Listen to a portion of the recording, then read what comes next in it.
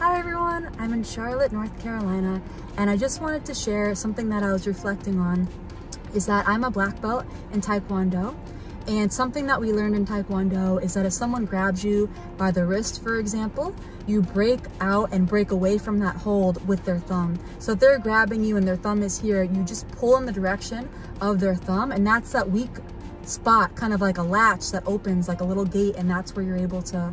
pull out your arm. And when I was reflecting on sharing the gospel with people that I know and people that I work with or come in contact with, it really encouraged me to think that over time, through a relationship with a person, you can find a sore spot in their life or maybe a point of frustration, a point of weakness, and then use that to kind of break through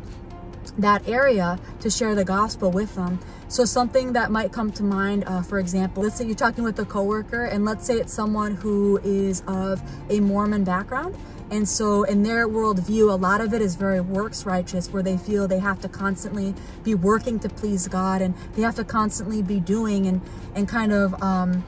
just in a really exhausting way of just feeling like they always have to perform, they always have to achieve.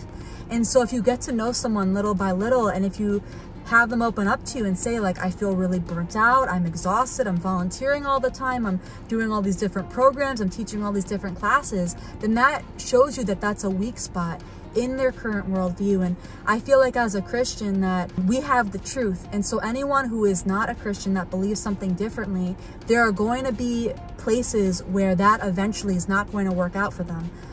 Because they're following a false worldview, it's going to bump up against something in their life at one point or another. I kind of think of it as us having a bowl that's perfect and complete, so it can handle the water and everything from our life that flows into that bowl. But for someone who's not a Christian, they're going to have weak spots and holes and different things in their philosophy, and that's going to start to leak out of that bowl, and water's going to start to come out at different places. So another example is if someone is an atheist and they have no belief whatsoever in God, and then a relative dies, and then they're kind of wondering, well, like, what comes after this life? And they're forced to confront all these different challenges and these kind of philosophical and spiritual ideas. So in those two examples, that's an area where you could look for that weak spot, that kind of that latch that is a sore spot in their life, something that's not being answered by their current worldview, and share the gospel with them.